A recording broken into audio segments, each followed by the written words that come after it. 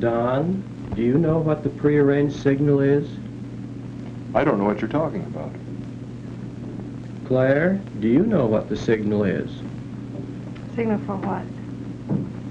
Well, a few moments ago you were hypnotized and told that shortly after awakening you would be given a signal which would put you back to sleep again. Now do you remember? No. I don't. You're awake, aren't you? Yes. I think so. Well, let's try a few things to see whether we can identify the signal. Do you think it's strange to say that when farmland has been tended and cherished for generations, it may come to cherish the people who live on and by it? Or that the land, loving its people, keeps watch over them to guard them from harm?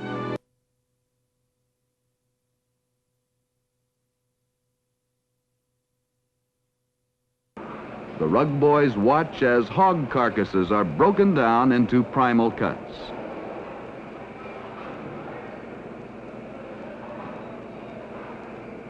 After chilling, the carcass passes over a firmly anchored knife which separates the two sides. This is the first step in the disassembly of the pork side.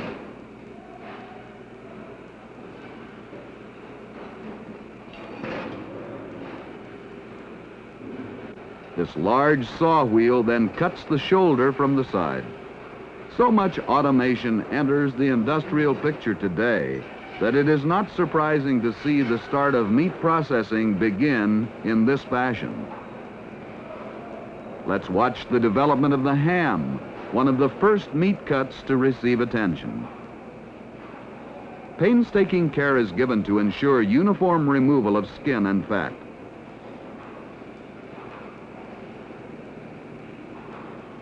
A close inspection of the ham follows. The hams slide down a chute to the floor below, where they are fed onto the automatic scaling line.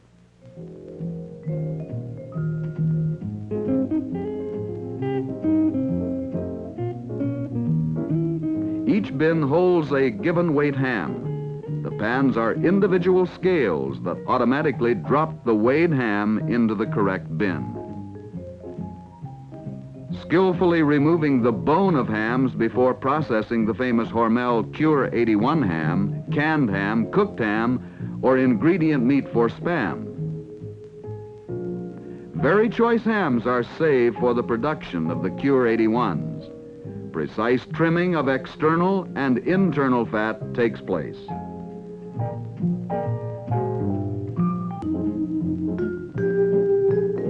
The shoulders supply the skins used in the production of gelatin.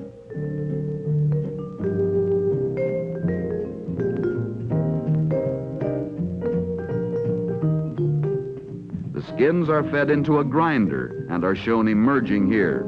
A series of cooking, filtering, and chilling operations occur before the gelatin is extruded onto a conveyor belt in this spaghetti-like form.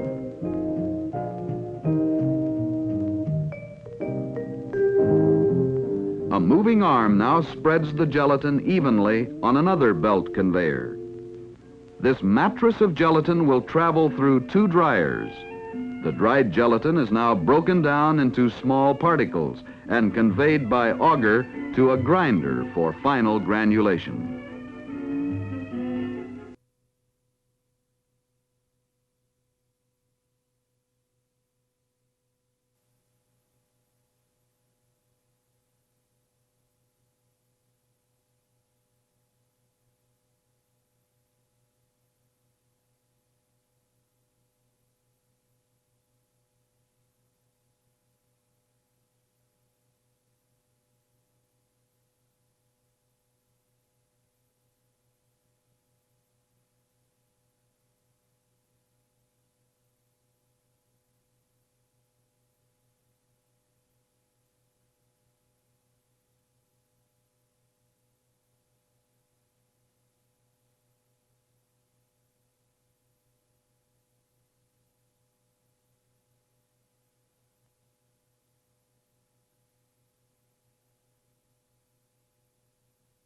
Here are scenes reminding us again that the place to learn about the interests of a people is where they gather in large and revealing numbers. For anyone curious about our national enthusiasms, our pleasures, and our relaxations, the obvious and wise procedure is to go where they are spontaneously displayed. To walk with the jostling throngs, to follow the crowd to some stadium, for example, where collegiate gladiators battle amid modern football pageantry, or to a ballpark filled with ardent admirers of our national pastime, or to the scene of exciting water sports like this regatta along Maryland's historic shore, where the breeze is blowing keen and fresh and the skippers have met to match their wits and their skill. UE locals in Philadelphia and Camden organized a protest parade, an orderly parade, headed by their country's flag, in the hands of a veteran of the German campaign, to the tune of the Star-Spangled Banner, while everyone stood at attention.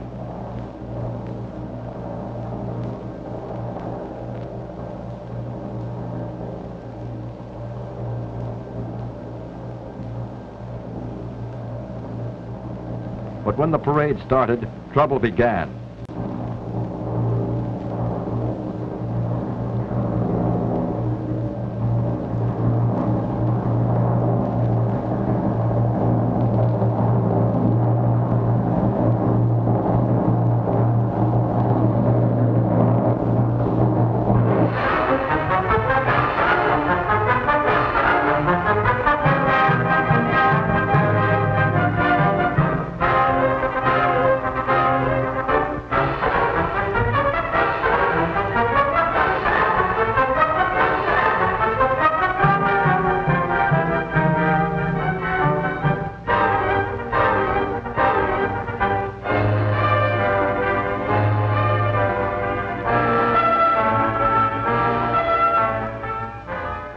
The flag was torn from the hands of the veteran.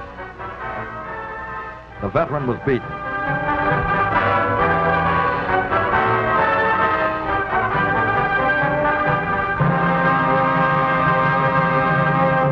When violence failed, the companies gave in.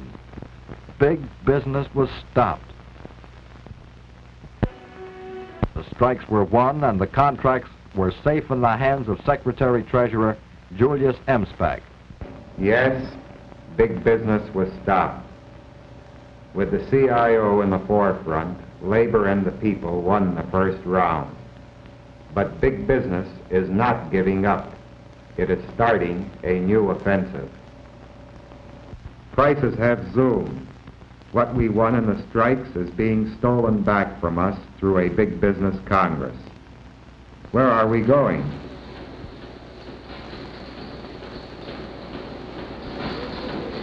Well, you know what a company town looks like.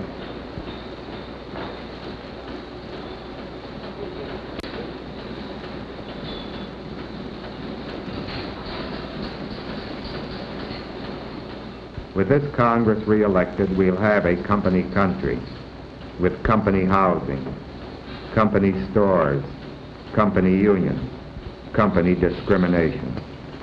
We'll have unemployment at home, and ultimately, war abroad. We know that mass evacuation can never be permitted if only for one reason, an all-important one. The fact that every able-bodied person is needed in the city before as well as after an attack. Putting out fires, for example, will require help from everyone. We must realize that in modern warfare, city dwellers find themselves right in the front lines. After an attack, our first responsibility will be to keep our heads and get back to our jobs. For each of us has a job to do. And no matter what happens, the people of a city must be fed, clothed, supplied with electricity and heat. The city must be kept alive, and it will take everything the city has to do it. You know, Fred, actually staying in the city to help after the atomic attack is not nearly as dangerous as a lot of people think. The danger of, well, lingering radiation is not really very serious. After an atomic airburst, the danger of radiation and falling debris is over within a minute and a half. Over and above that, we know from the experience of London, Berlin, and other European cities that people didn't even want to leave their city. Most of those who did leave soon began trickling back into town. Of course, a few people should be evacuated. Small children, the aged, the infirm, so on. These people should be moved voluntarily by their families, not during an attack, of course. But the able-bodied person must stay and help. Modern warfare has no respect at all for civilians. Like it or not, each of us has his share of fighting to do, his share of danger to face. Running away from that duty would be desertion, pure and simple. In the Army, it would mean court-martial. As a civilian, it would not only be treasonable, but it would mean having to live with the knowledge that in deserting your responsibility, you failed yourself, your family, your friends, your city.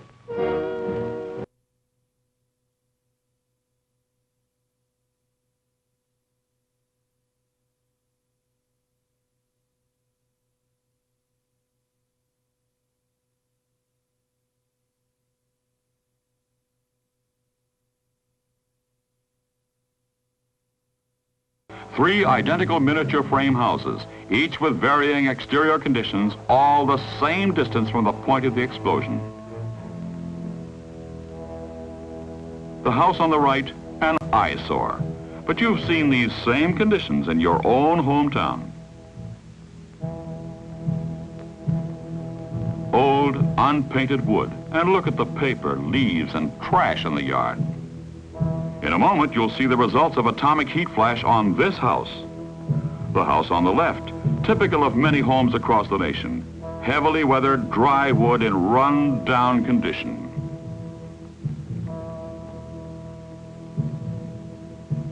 This house is the product of years of neglect. It has not been painted regularly. It's dry and rotten. A tinderbox ready to turn into a blazing torch. The house in the middle, in good condition, with a clean, unlittered yard. The exterior has been painted with ordinary, good quality house paint. Light painted surfaces reflect heat, and the paint also protects the wood from weathering and moisture damage. Let's watch the test now and see what happens under atomic heat.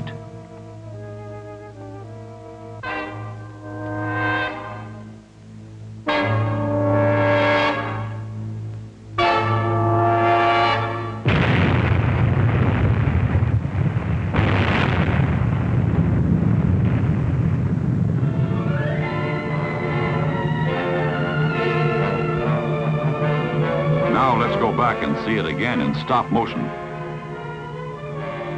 The light flash, the heat wave, and clouds of dust.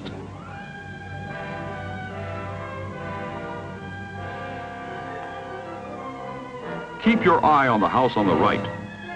Notice how the heat wave affects it.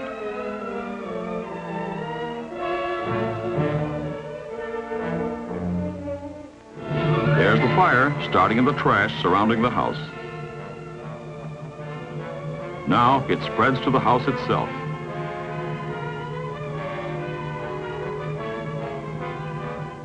In a moment, the blast wave, and here it comes.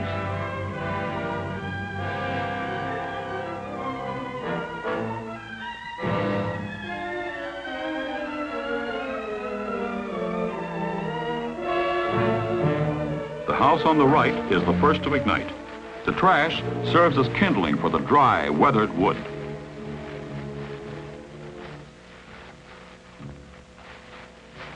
The house on the left smolders for a few moments, looks almost as if it will not burn, and then bursts into flame.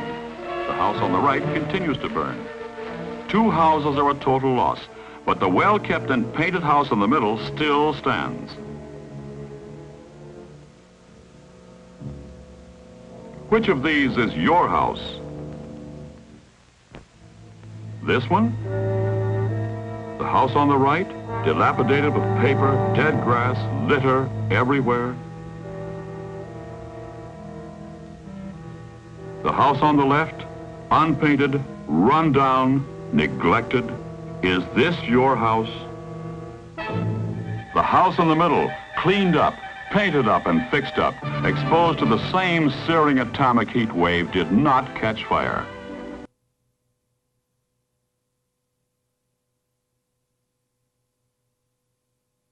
Dad, can I take the car into town now? Okay, Alan, go ahead. But take it easy. Oh, I'll be real careful. Goodbye. He'll be all right. Look at the guy go. Hey, maybe we better go along with him, make sure he gets there all right. Okay, buy me soda. Okay, fine. Goodbye, everybody. Bye.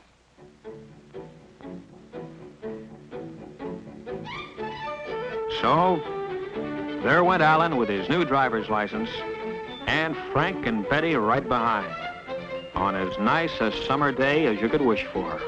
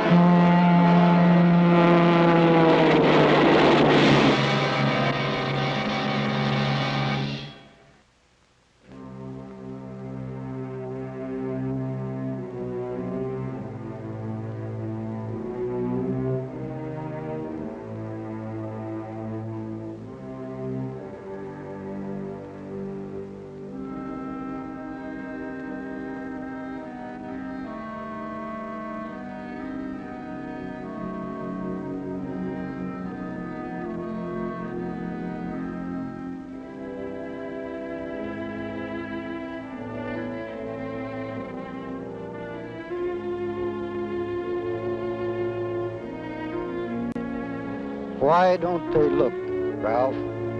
Tell me. Why don't they look?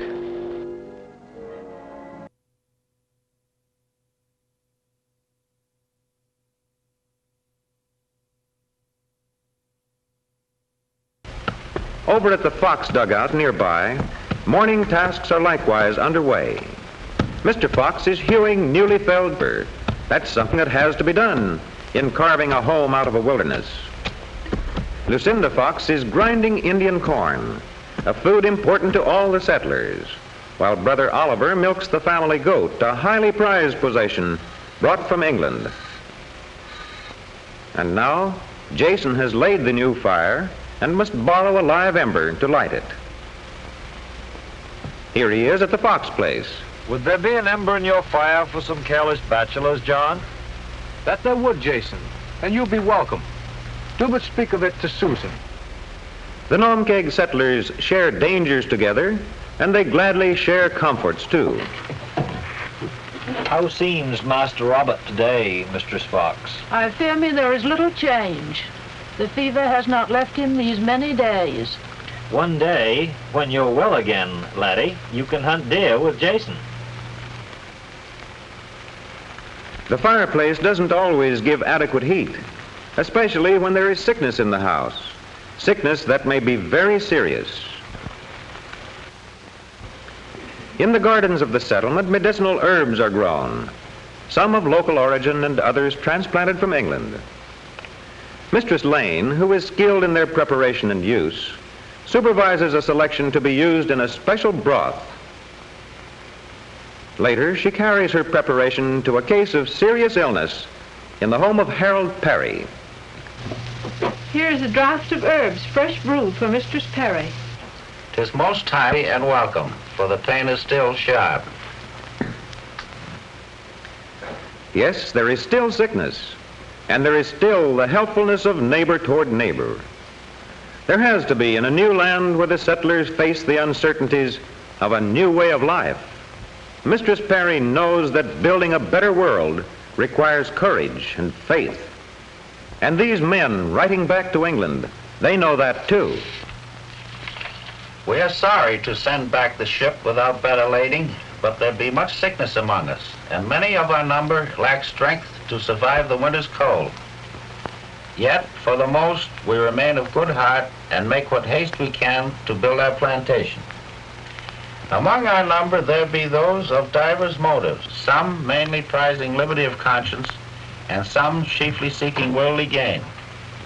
Yet we form one body politic, joined by common consent.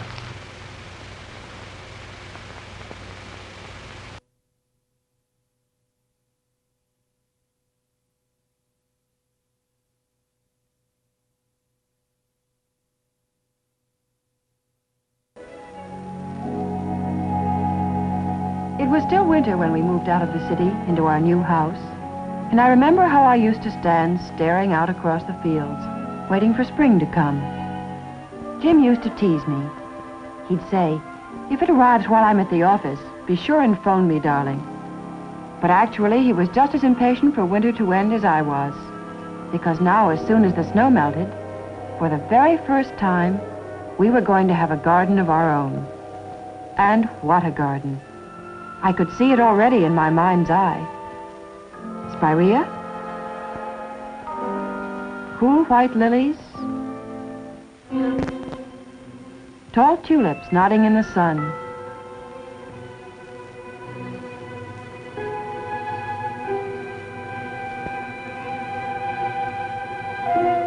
and iris that would outdo an orchid. Spring must have arrived while I stood there dreaming. All of a sudden, everywhere you looked, buds began to swell and burst open.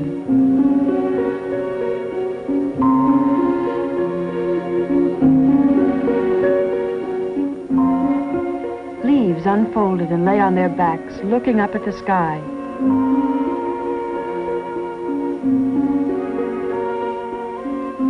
Every wind carried the smell of damp earth and the wet bark of trees drenched by soft spring rain. Now came the moment we'd waited for so long. Out we went, gay as larks, wearing what the well-dressed gardener should wear, and trying not to look self-conscious in our new roles. Ah, what bright new tools, and what bright shining hopes we had.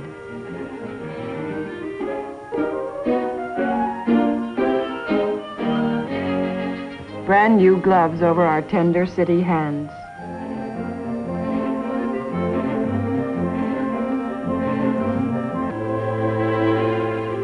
The first trowelful of earth was like a ceremony, a solemn dedication.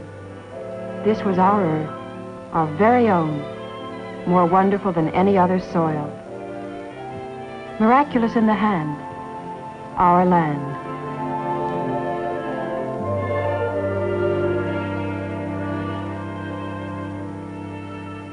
We really felt sorry for them. One look was all we needed to tell us that this charming young couple didn't know which end of a bulb was up. Thought we'd be good neighbors. Tell them what they're up against. Give them a little friendly advice.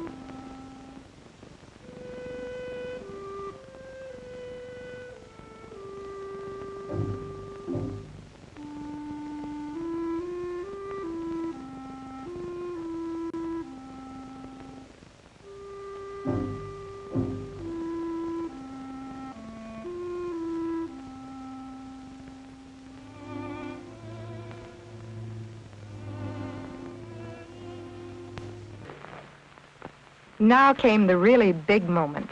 Miss Pajunas was going to give us a speed demonstration on the IBM electric typewriter. But first came some warm-up typing at various speeds. She started slowly at 40 words a minute. Picked up speed fast. Now 80 words a minute.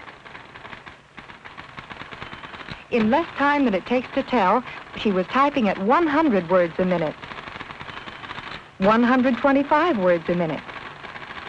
faster and faster.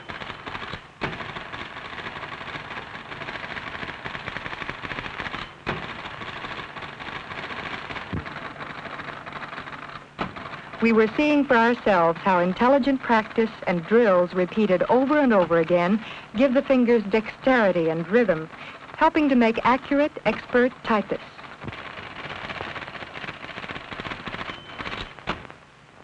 The champion was now ready for her speed test.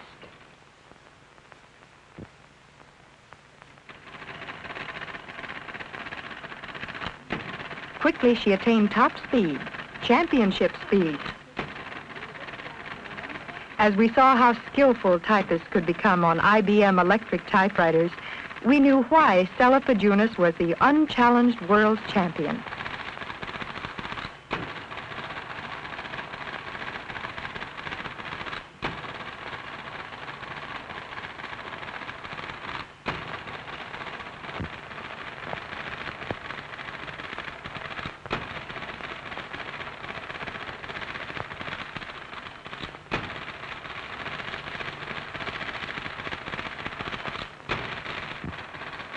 The swift flicking action of that little finger fascinated us.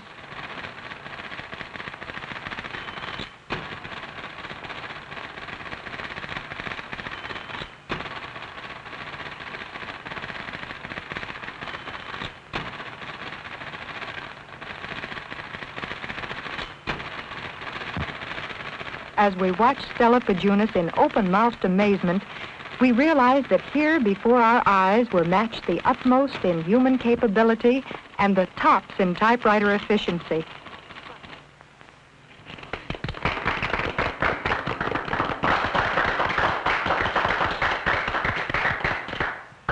Miss Pajunas did 185 words a minute.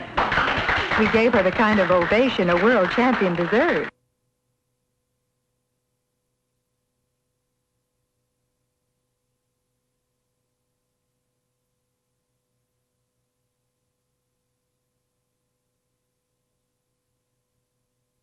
Well, let's try a few things to see whether we can identify the signal.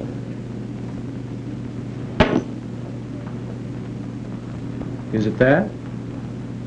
I don't think so. I don't think so.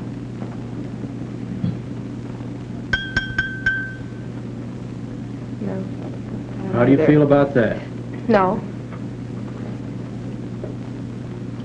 Well, watch this. No, it's not that.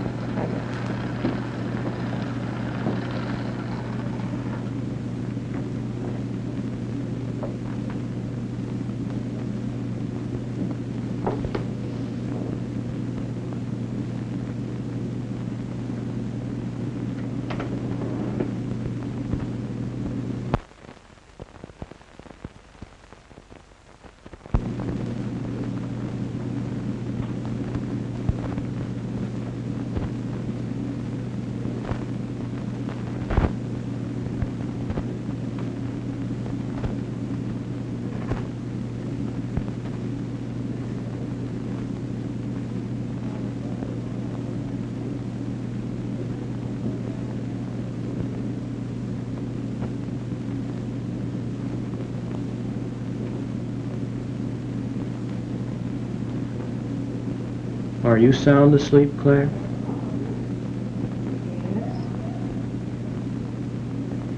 Don, are you sound asleep? Yes. Now I'm going to tell you something that happened to you when you were 6 years old.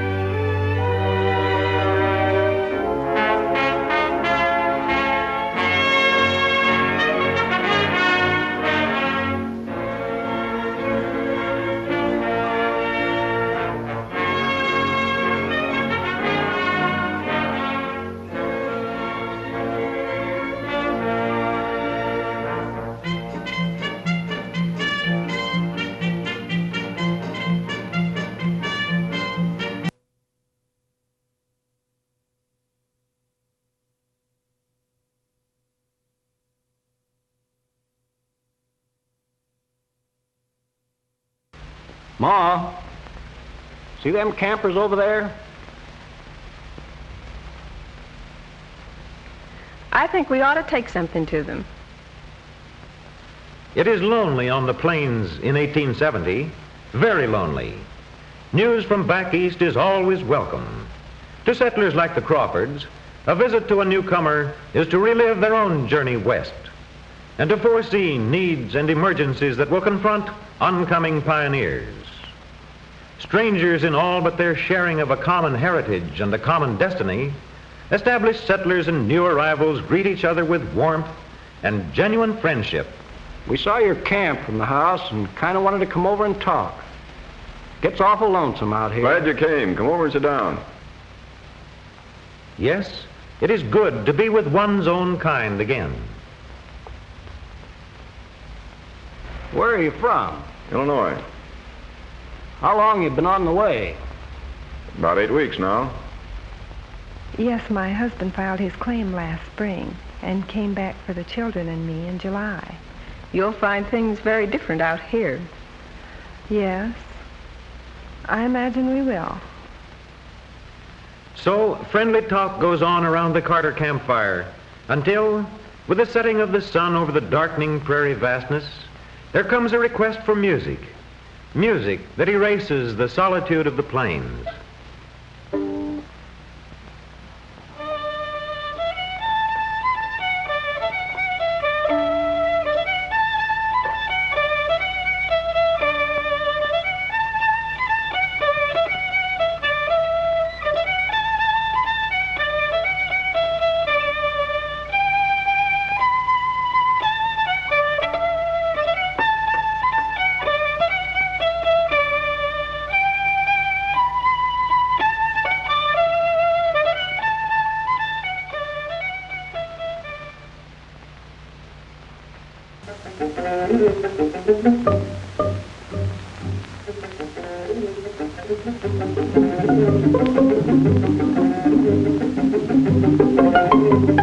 Paul, come back.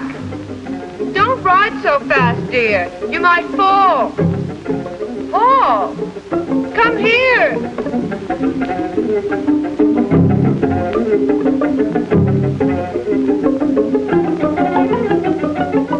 Now, why don't you buy a heavier stocking, Helen? I was seeing in the paper the other day that there's no difference, really, in looks. The 15 denier may seem thinner, you know, but the 30 denier wears twice as long.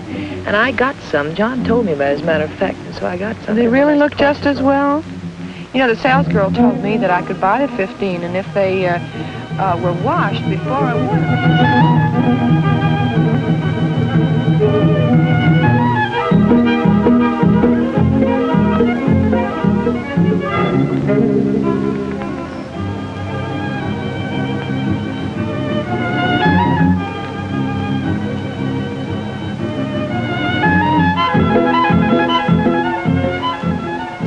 What do you do with a child like that?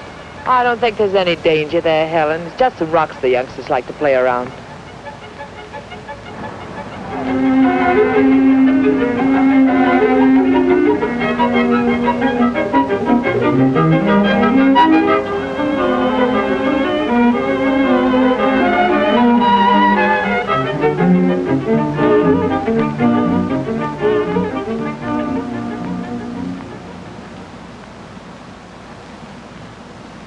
Hey, Paul! Come on! Up through the cave! Come on!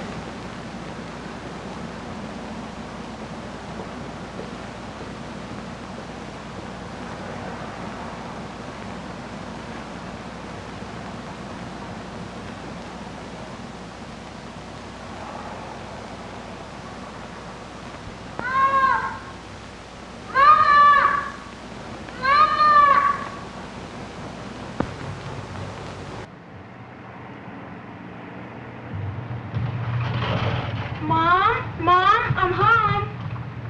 Oh, yeah, Mom's over at Aunt Miriam's house. Whew. Winning basketball game sure makes you hungry.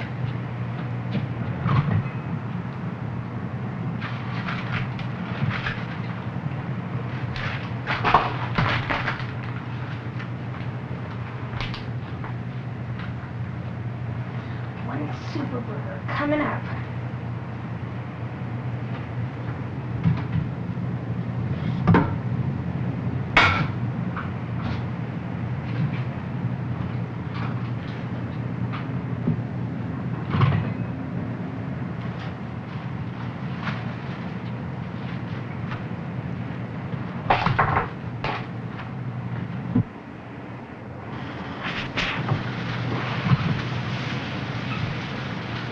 Cheese and I'll have a super burger supreme.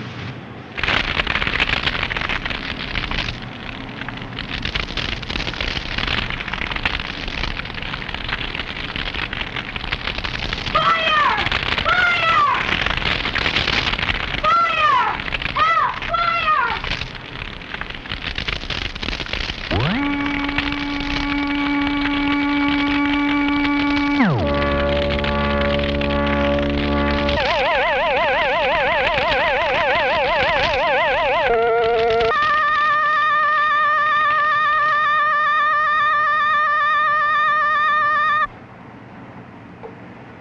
Ooh, that was a close one, Guardiana. You were lucky this time, Kevin.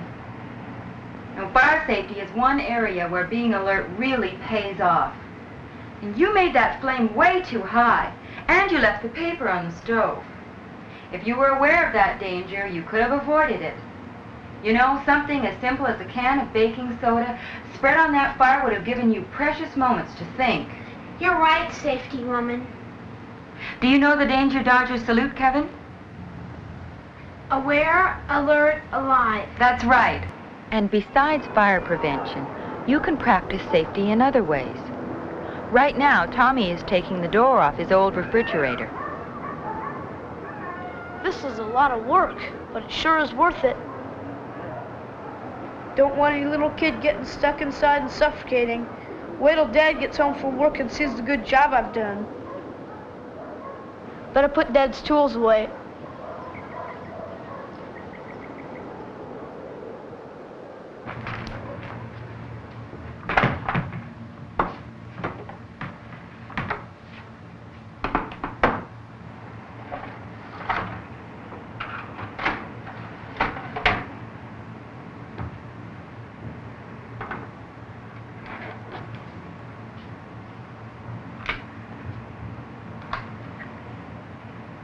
Dad's gun! Dad's gun! Emergency. I must go, Kevin. Danger dodger, I salute you. Aware, alert, alive.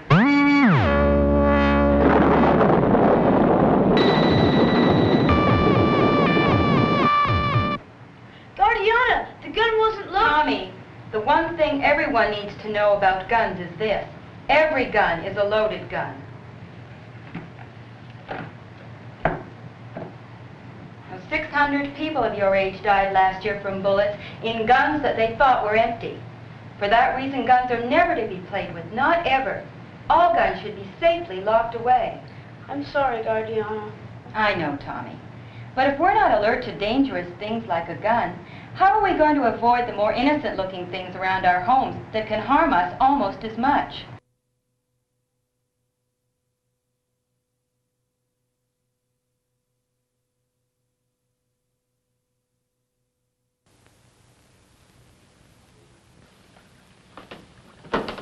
Hi, young fella. Here's your towel, and here's your teddy bear to take to bed with you. Come on, young fella, you're to dry yourself. Jim, dear, the dishes are all washed and ready. Coming in a minute.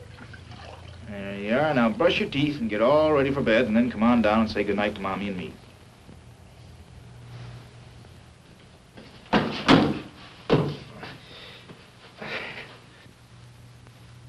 That infernal turtle.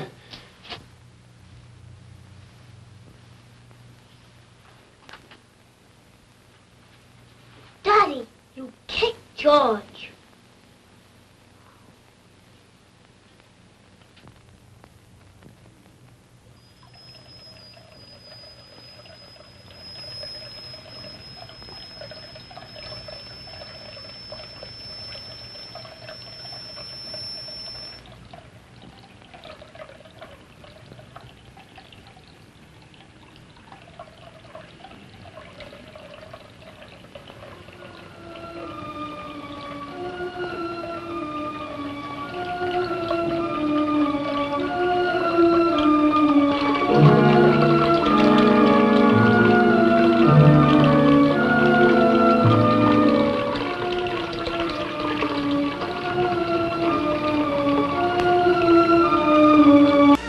When one human being takes the life of another, either intentionally or through inexcusable carelessness, in such crimes as murder or manslaughter while driving under the influence of liquor or dope, the homicide squad undertakes the solution of the crime and the arrest of the criminals.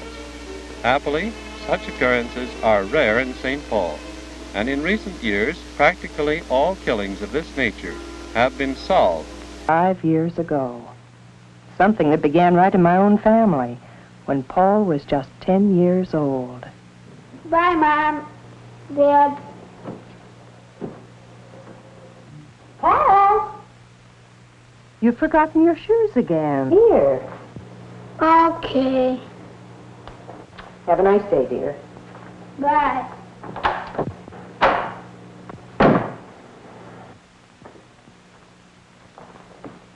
I don't know what's wrong with that boy.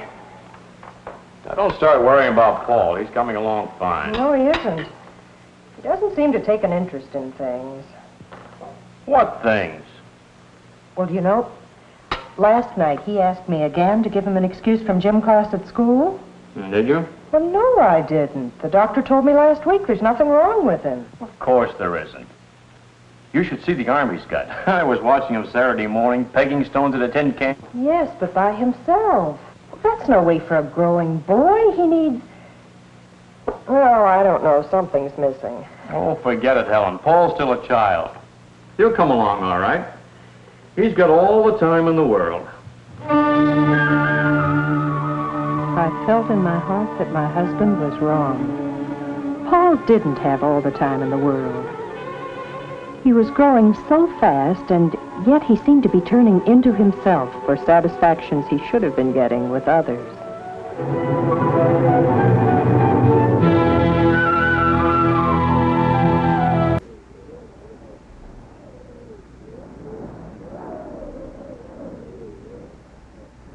In his twisted mind, Andrew was drowning his stepfather.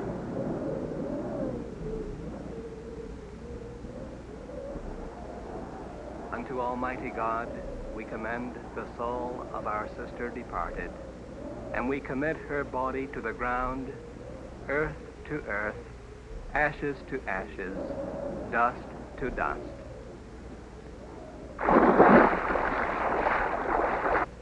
The murder was done, and Andrew disappeared.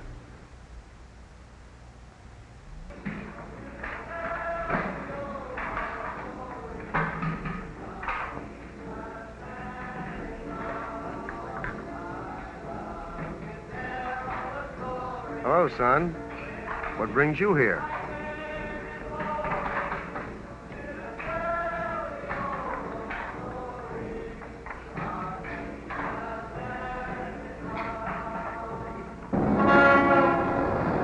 Andrew was on the run, running away from the murder he had committed in his mind.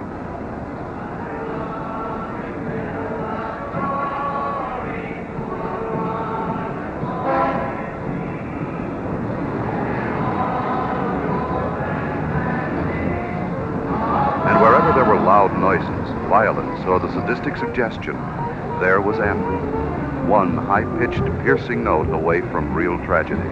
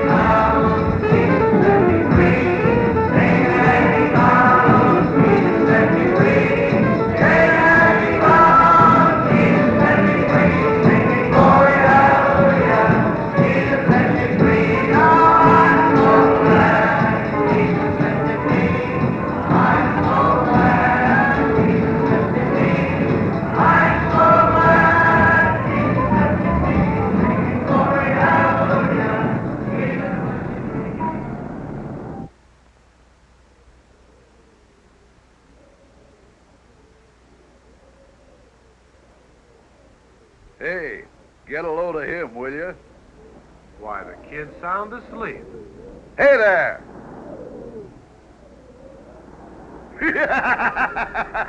Man, look at him go!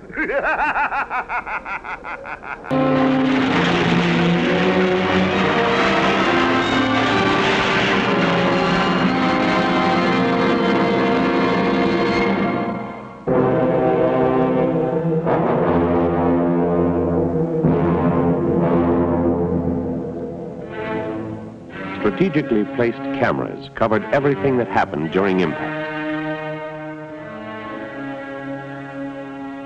We were especially interested in what happened to children with and without belts because this subject had not been explored.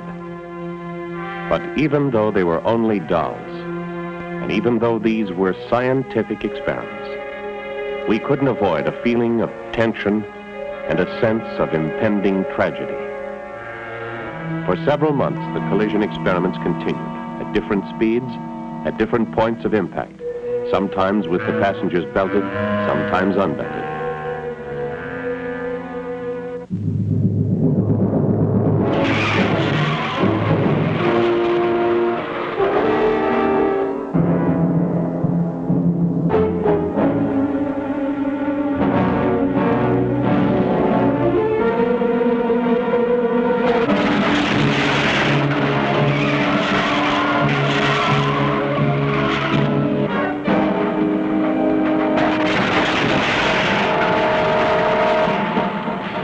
Speeds such as these of 30 and 40 miles an hour may be moderate by today's driving standards, but not to the motorist slammed about against glass and metal.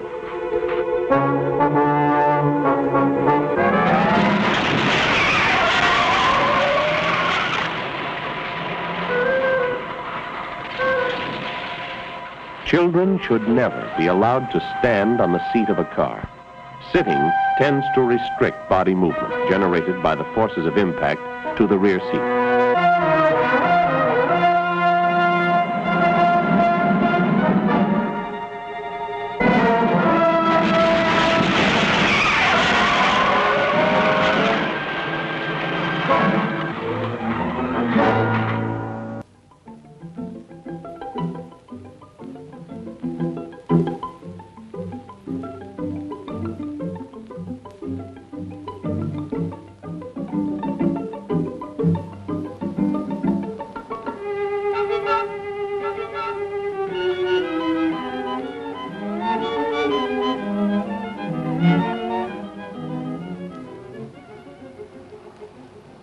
Go ahead, Paul. Go on through. Nothing in there gonna hurt you. I don't want to. Oh, go on. Show Daddy you're not afraid. No, Daddy. Oh, go on, Paul. No! Don't you yell at...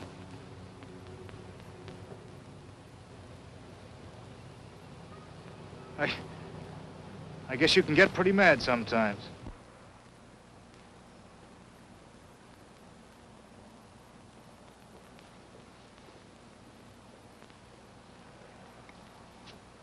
Hi.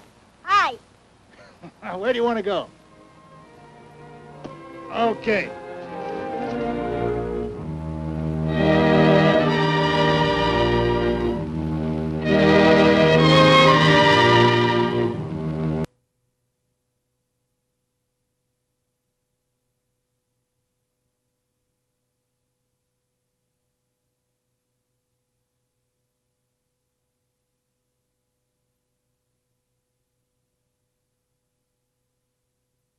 This worry continues to bother you, and it exhibits itself in devious ways in your adult life today. Do you understand? Claire?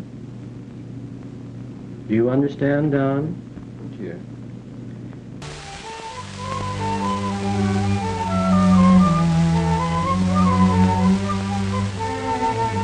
It is early morning of the first Tuesday in November. This is an American city. A city that is not very large, not very rich, not very old. It is situated in the western part of the United States, in California. Its name is Riverton. The woman in the car is Mrs. Dawson, one of Riverton's 15,000 residents. She is principal of public school number 2. But today there will be no classes held here. For this is election day.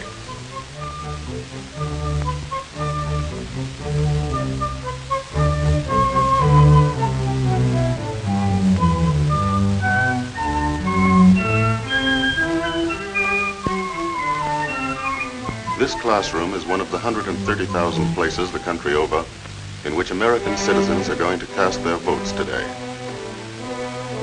This is the table where the voters' names will be checked. The locked ballot box and the polling booth. Here it is, in the privacy of this curtained space, that the American voters every 4 years, on the first Tuesday after the first Monday in November, choose their national government.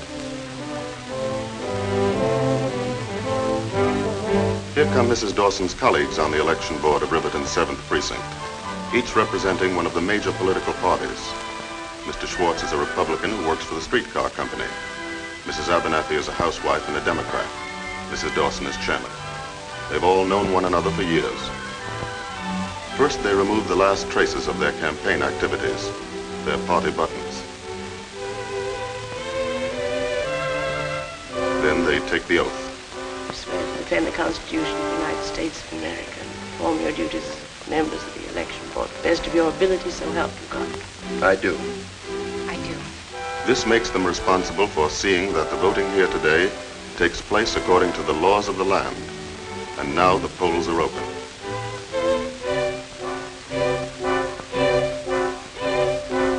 Here comes the first voter.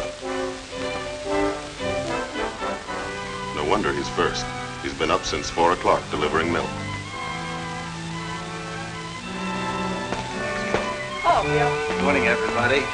Top line, you're the very first one. Right on the dot. Always like to vote early. Gives the Republicans a temporary lead. Here's your ballot, Bill. Thanks. Right in there.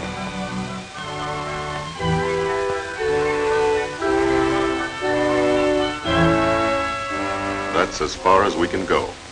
Remember, this is a secret vote. No one ever sees another person mark his ballot. Today, many thinking citizens are concerned about the growing centralization of decisions, controlling the business, the social life, and the public affairs of every community. This was not always so. A century and more ago, the local community was far more independent than it is today.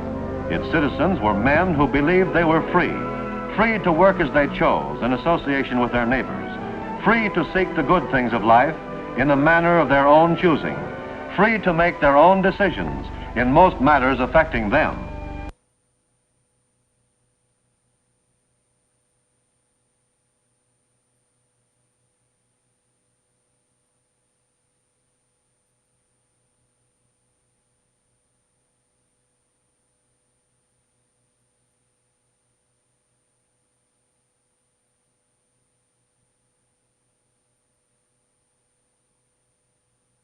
We drove over to New Salem in Illinois, where Abraham Lincoln lived as a young man. The old log buildings have been carefully restored as a monument to his memory.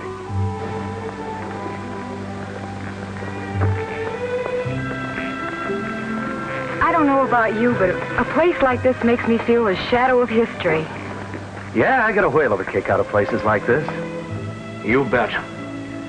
A mighty big chunk of history got started right here. From rail splitter to president. But life must have been pretty rough in those days. How'd you like to travel around behind a pair of oxen? We swung west to the Mississippi and turned north. We were looking at some barges and a river tug when Dad summed it up. Once upon a time, these rivers were our only highways. Today, we have highways all over the country. We drive our own cars. We get on a train, a plane, go from one end of the country to another. And nobody says we can't. The days pass, and steadily the carters press on westward. Only a little distance now to the claim, already coming into view. But new trials lie ahead. Cattlemen have long considered the plains their land for grazing their vast herds of cattle. Aiming to settle around here, mister? See that cornfield right over there? That's mine. This year's cattle land. It's no good for farming.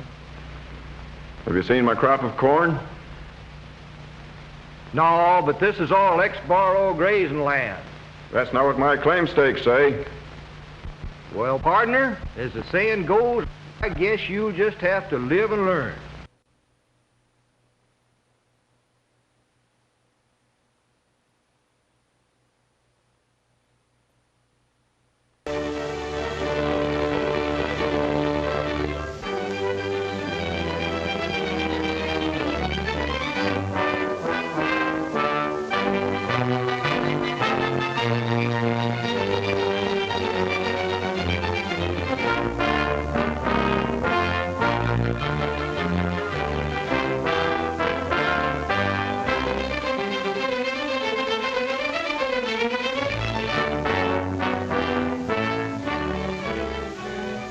Well, the job's about done, boys.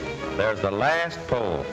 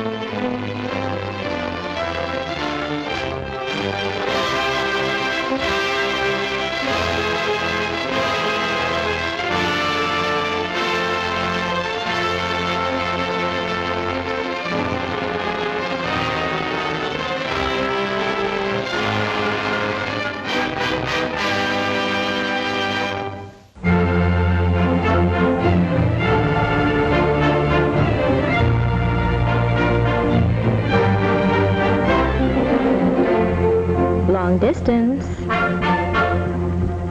Long distance. Long distance.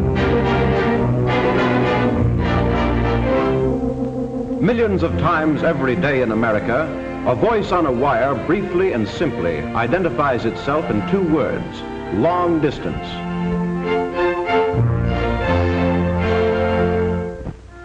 These words form one of the most familiar phrases of our language. It is a phrase that announces an unseen personality, an alert young woman who needs to know only who or where in order to make a path for speech to town or countryside over the horizon. It suggests naturally a watchful feminine presence at a switchboard and the supplementary agency that in a few seconds can select from countless routes the one that best can take this speech to faraway places.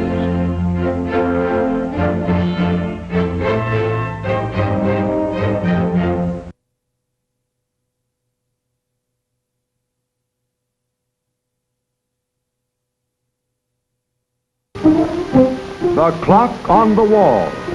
On the 7th day of December 1941, it struck the 11th hour. Every hour after that has been, will be, 0 hour.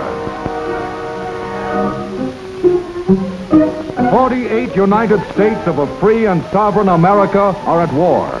Every American has his job to do, and the will to do it, and the tools to do it with. Pray God he also has the time. Time, the most vital natural resource of a country at war. Every tick of the clock is time won or lost. Every 60-minute sweep, every 12-hour tour of those relentless hands is turning out carload lots of time for us to use ourselves or to give away to the enemy.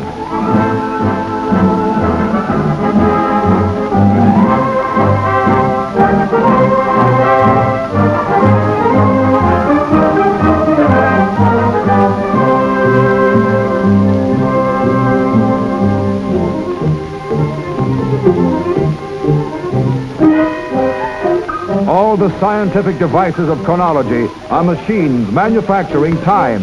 The tool that in our hands means victory. Hands must be as relentless as the hands of our clocks. They cannot afford to be less.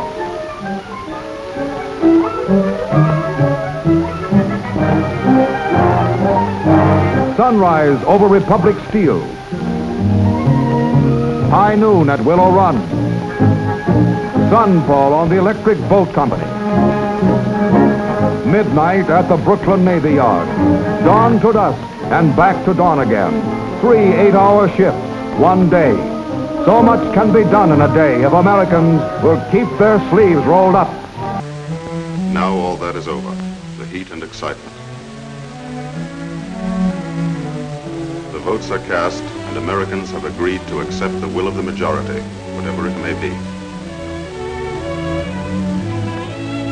Apparently, even the younger generation has declared peace.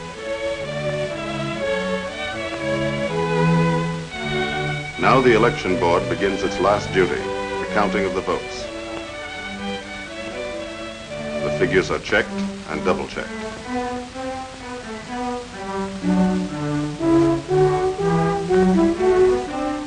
Then they are telephoned to headquarters.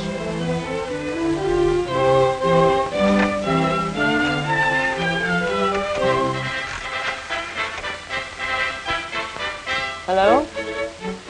This is Mrs. Dawson, 7th Precinct. Ready to report.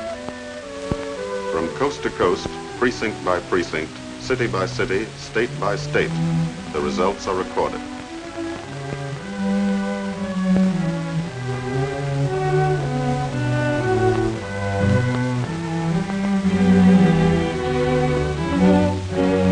All over America tonight, the people are waiting to learn whom they have chosen to govern them for the next 4 years.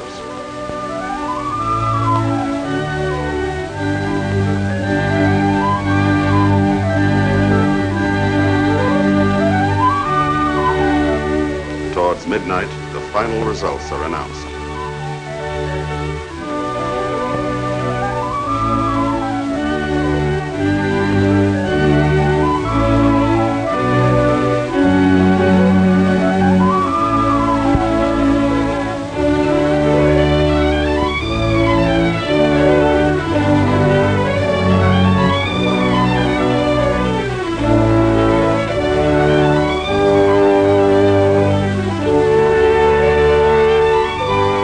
A nation of 140 million has elected a government.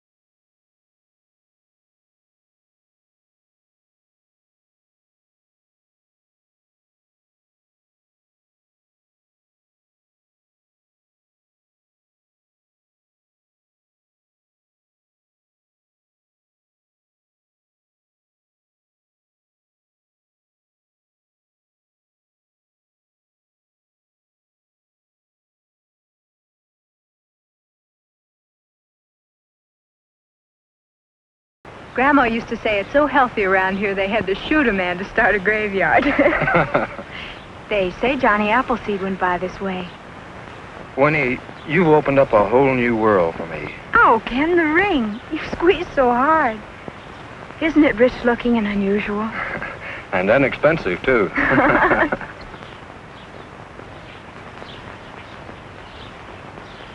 Ken, I can hardly wait until September to get away. It'll be such fun to be together all the time, and we'll be so close to everything in New York.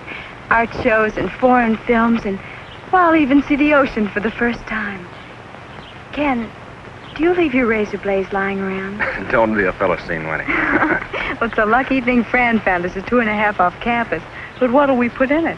Well, that little Picasso sketch I picked up, that goes in the living room. It's a masterpiece. And the Bendix? You take care of the homemaking. I'll look after the books and records. No male supremacy now, Professor. It doesn't go with your salary.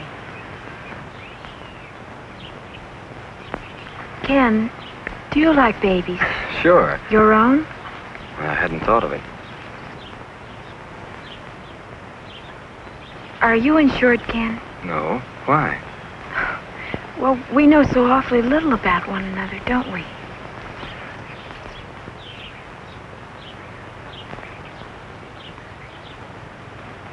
Wouldn't it be nice if we could just wander up a road like this with never a care? Oh, yes, darling, but someday we've got to stop and think things out. Sure, but I'm awful hungry right now.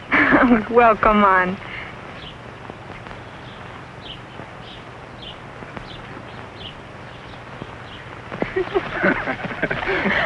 A man chases a woman until she catches him. Oh, Ken, isn't this heaven?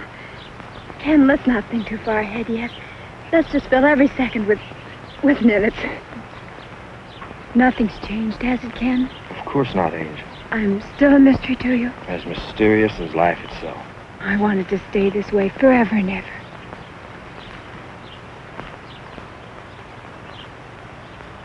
The earth and the grass hold grand international confabulation with the sun, while man, the stumbler and finder, goes on. But, Ken, that's beautiful. You're a great writer. A teacher of great writing, Winnie. That was your most famous poet. Sandberg, I know. But, Ken, you're going to be greater than he. You're going to be one of the most famous novelists in America. If I ever get the novel written. What do you mean, if? Of course you will. That depends on how easy you are to catch with a typewriter. I never run away from you. Not really. Sometimes you do. I think I've caught the way you talk or feel, but when I try to put the words on paper, they don't ring true. I realize that I don't know you well enough to recreate you. You will, Ken. I have all the faith in the world in you.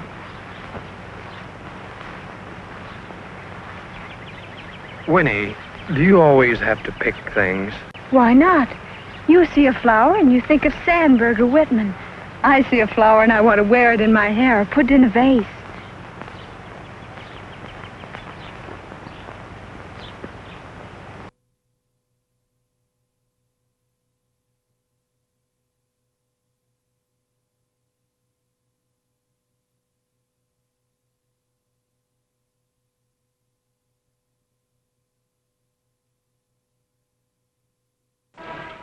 These busy families make the shopping centers look young and colorful.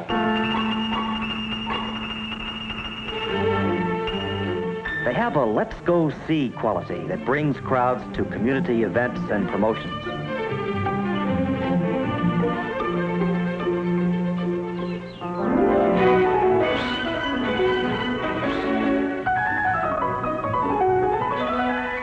For the children, whom the young adults have always at hand, there's plenty to do and see. While his family shops, a boy can catch a fish, ride the rides, go to the circus, visit the center zoo, and have his hair cut. And if that doesn't tire him out, his mother can put him in the center's nursery school, where he can get paint on his shirt, see his friends, and wear himself out on the bars.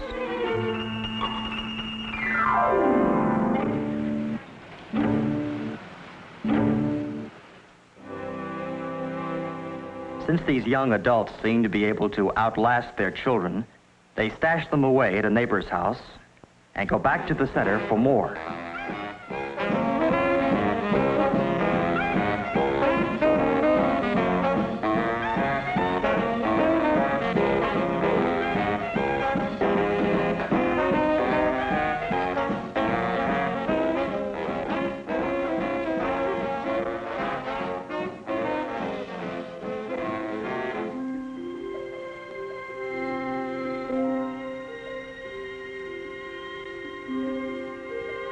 This is the life young adults lead.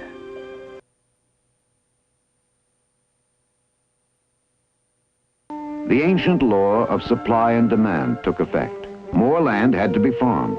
Crowded me out. I remember when this was a potato patch. This where a farmer raised millet. There a peaceful pasture. And here, a family of homesteaders herded sheep.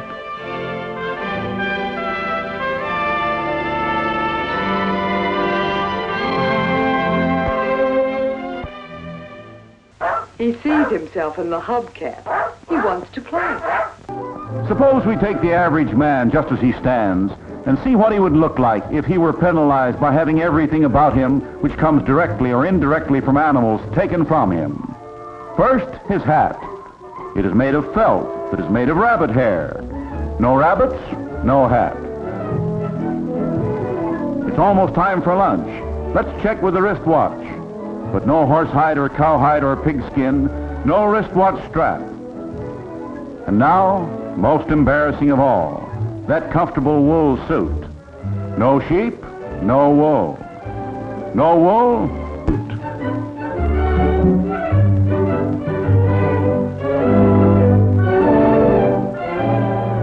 and if he seeks to run away, he'll have to go barefooted, for animal leather enables him to have shoes. And that isn't all. We'll save him the embarrassment of pointing out that the cotton in his undergarment couldn't have been cultivated if it weren't for these hard-working plantation animals and animal fertilizer. But of course, we all could wear barrels. Great artists have been at a loss to properly catch on canvas the simple beauty of sheep serenely grazing. Woolly wanderers, almost 1 million of them, slowly moving from place to place on intimate terms with the natural beauty that surrounds them. Sheep raising is a major Utah industry, yielding more than $20 million annually. No story ever told is so utterly amazing and dramatic as that miracle of 1848, which prompted this memorial to seagulls, the only monument ever erected to bird life in America.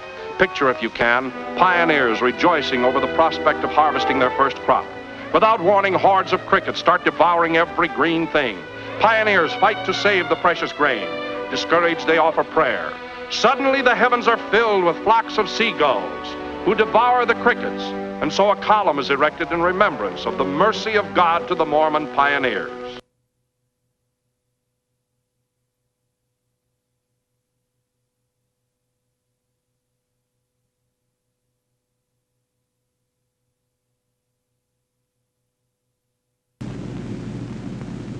Closed in, not being able to move. Yes, that's right. Now, as these impressions came to consciousness, you could recognize them and feel right about them, couldn't you? That's right. When I realized them, I knew they were right. When you said gum, I knew it was gum. I did too. I knew that was it. And you feel now that all the tension is gone. I feel just like I always did. Yes. And you feel that the conflict is resolved. Definitely. And that you're a normal individual Yes. again. All right. They all got out. You know, I think something good is coming out of all this. I like to think it all happened because our land loves us.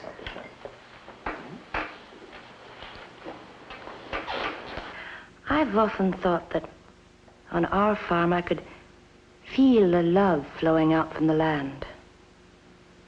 To Jim and me and to our children. I think it's the same on all the farms around us. Makes us feel warm and safe and protected. Just like when we were children and knew our parents loved us. Sometimes when a child has been protected too long, it may have to be hurt a little before it can learn to stop doing the things it knows are wrong and dangerous.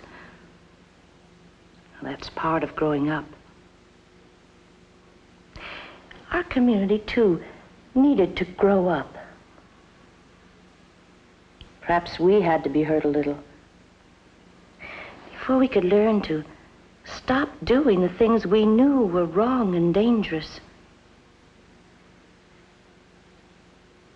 Our land is very old, so it must be very wise. It knew we had to stand on our own feet, so it helped us, because it loves us.